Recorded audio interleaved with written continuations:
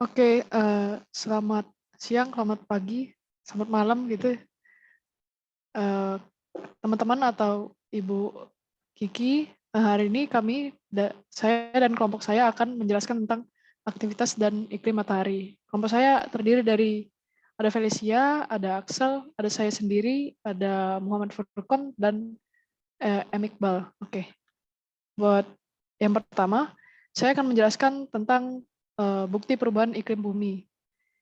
Sebenarnya ini sudah lumayan, bukan rahasia lagi lah, dan sudah banyak diketahui orang gitu.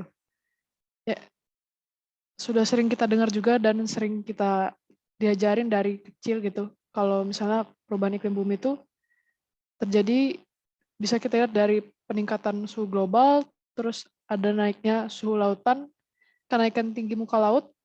Jadi yang nomor 2 dan ketiga ini ya beda gitu ya. Kalau yang 2 itu ya lautnya jadi lebih panas, kalau kenaikan tinggi muka laut itu misalnya kayak ada orang bilang Jakarta bakal tenggelam gitu, itu naik jadi permukaannya lebih pendek.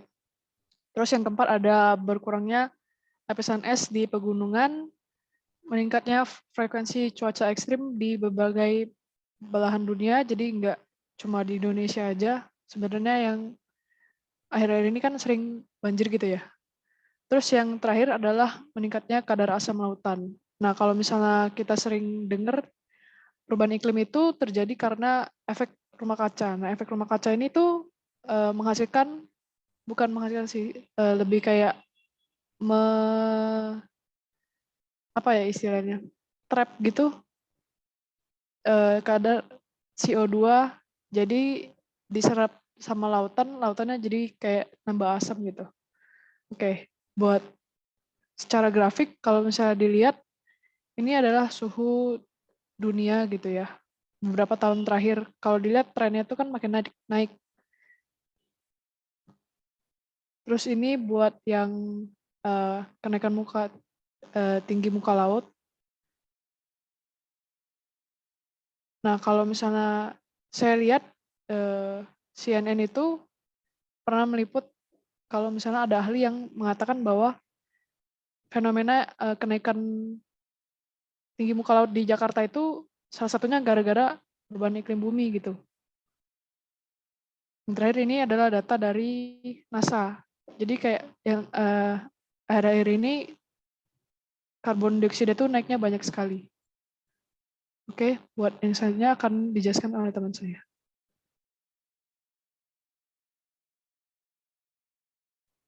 Oke, saya akan menjelaskan mengenai sumber perubahan iklim antropogenik. Jadi apa sih itu antropogenik? Antropogenik adalah penyebab masalah yang disebabkan oleh kelalaian manusia.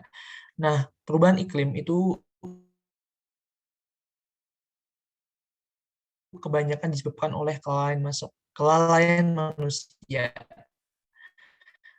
Nah, penyebab utamanya itu ada pada greenhouse kaca. Nah, efek rumah kaca ini yang masuk tidak bisa keluar kembali, ditahan oleh efek rumah kaca sehingga efek rumah kaca tadi menambah panas suhu rata-rata di bumi. Nah, adanya greenhouse effect ini adanya aktivitas manusia yang selalu ada setiap saat membuat greenhouse effect ini semakin lama semakin naik. Seperti contohnya adanya peternakan sapi, di mana peternakan sapi menghasilkan gas metana, adanya pembakaran hutan, di mana pembakaran hutan ini pencemaran laut, di mana pencemaran laut ini mengurangi daya serap gas CO2 juga. Selain itu ada banyak lagi aktivitas manusia yang bisa meningkatkan jumlah greenhouse effect dari masa ke masa. Mungkin bisa di next. Oke, selanjutnya akan dijelaskan oleh teman saya. Oke, baik. Tadi kan sudah dijelaskan dampak perubahan iklim akibat manusia. Nah, sekarang akan saya jelaskan pengaruh matahari dalam perubahan iklim. Nah, pada zaman dahulu, matahari itu berperan lebih dominan pada perubahan iklim. Contohnya pada zaman Ice Age. Zaman Ice Age itu tidak disebabkan oleh matahari saja, karena pada waktu itu ada benturan meteor dan menyebabkan tertutupnya sinar matahari dari bumi. Tapi pada saat zaman Ice Age ini ada juga penyebab matahari menyebabkan cuaca jauh lebih dingin, yaitu terjadi pada saat itu ada yang namanya kondisi Maunder minimum atau kondisi di mana aktivitas matahari itu paling rendah. Nah, untuk yang zaman sekarang ya, dampaknya matahari itu tetap konstan dan cenderung menurun. Alasannya matahari memasuki state yang dinamakan grand minimum. Bila dilihat pada grafik, siklus matahari kan ada perubahannya. Dan pada tahun ini masuk ke dalam state grand minimum. Lalu apa namanya? Seperti yang sudah disebutkan oleh teman saya, matahari itu berdampak pada perubahan iklim, akan tetapi manusia sebagai dampak utamanya yang menyebabkan efek rumah kaca yang mengakibatkan perubahan iklim, terutama pemanasan global pada bumi ini. Oke, boleh next. Selanjutnya akan dijelaskan oleh teman saya. Oke, perkenalkan saya Axel Daunnya 1331976. Pada kesempatan kali ini saya akan menerangkan tentang dampak perubahan iklim pada makhluk hidup. Jadi sebenarnya perubahan iklim ini memiliki dampak negatif yang saling berkaitan untuk makhluk hidup. Pada kesempatan kali ini saya akan coba menjelaskan efek utama apa yang diakibatkan oleh perubahan iklim. Baru setelah itu saya akan menjelaskan efek berantai atau efek domino yang disebabkan oleh dampak utama. Jadi dampak utama yang pertama adalah meningkatnya suhu bumi yang berpotensi menyebabkan berbagai penyakit bagi manusia. Seperti yang kita tahu, meningkatnya suhu bumi berarti gelombang panas itu terjadi lebih sering dan bertahan lebih lama juga.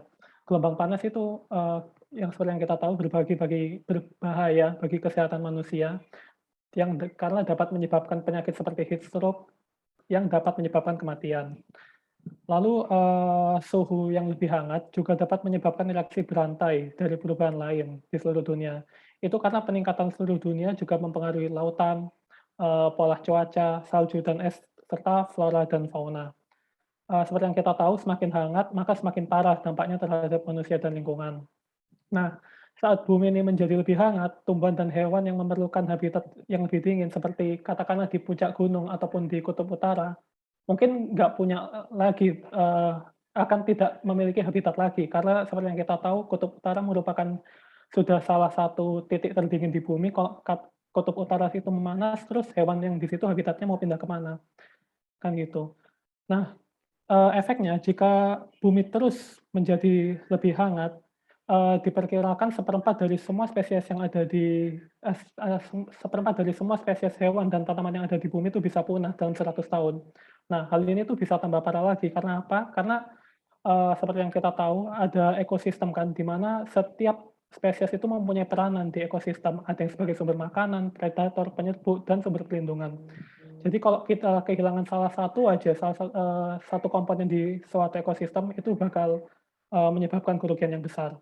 Lalu dampak utama yang kedua, itu musim tanam yang lebih panjang, yang berpotensi menyebabkan mendorong pertumbuhan gulma dan hama lainnya, meningkatkan kebutuhan irigasi, mengganggu ekosistem setempat, dan mengancam ketersediaan pangan manusia. Lalu dampak ketiga adalah berubahnya pola presipitasi yang berpotensi menyebabkan banjir dan kekeringan yang lebih sering terjadi. Lalu mengancam keberadaan berbagai spesies flora dan fauna. Mengapa dengan berubahnya pola presipitasi itu dapat mengancam keberadaan berbagai spesies flora dan fauna? Karena yang seperti tahu, kalau ada suatu proses ekologi yang berubah, itu dapat menyebabkan pola distribusi spesies di beberapa habitat perairan itu juga ikut berubah. Lalu bisa juga menyebabkan hilangnya wilayah berkembang biak atau wilayah mencari makan untuk spesies yang bergantung pada lahan basah. Lalu dapat juga menimbulkan menurunnya produktivitas tanaman dan ternak karena meningkatnya kekeringan, banjir, dan cuaca buruk. Lalu dampak utama keempat adalah naiknya permukaan air laut. Efek kenaikan permukaan laut ini sudah terasa sebenarnya. Ini ditandakan dengan air semakin masuk ke wilayah pesisir, menyebabkan erosi tanah dan mengancam lahan pertanian ataupun pemukiman. Selain itu dapat menyebabkan banjir pada lahan basah dan pencemaran akuifer juga yang terjadi.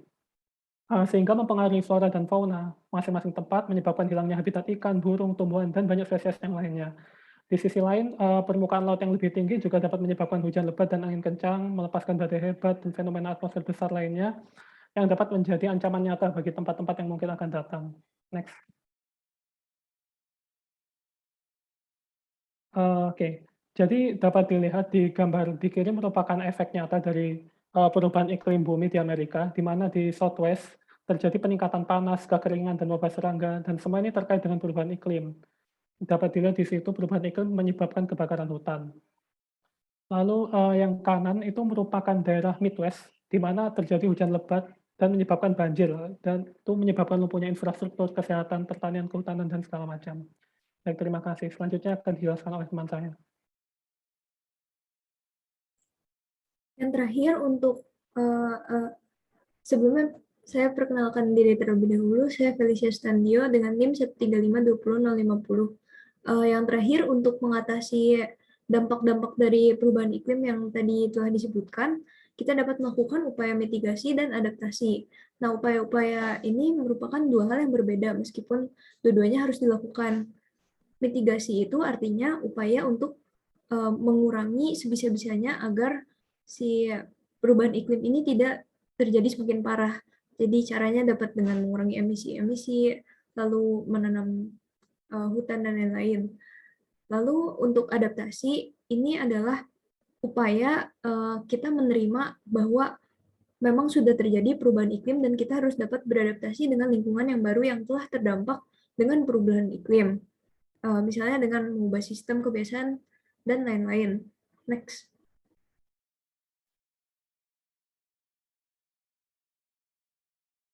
Ini merupakan contoh-contoh dari upaya mitigasi. Yang pertama ada penanaman pohon-pohonan atau reboisasi hutan agar dapat menangkap emisi-emisi karbon yang terlepas dari kegiatan-kegiatan manusia. Lalu yang kedua dan ketiga merupakan gambar dari energi terbarukan yang dapat lebih dimanfaatkan agar tidak melepaskan terlalu banyak karbon. Next. Dan yang terakhir adalah upaya adaptasi. Gambar tersebut merupakan gambar dari seorang pemadam kebakaran sedang mencoba memadamkan kebakaran hutan. Jadi kita harus siap karena ada perubahan iklim ini dan kita harus dapat menangani masalah-masalah yang dapat terjadi, misalnya kebakaran hutan atau merebaknya virus baru. Jadi kita harus menyiapkan sistem yang kita punya sekarang. Demikian presentasi dari kelompok kami mengenai perubahan iklim dan aktivitas matahari. Terima kasih.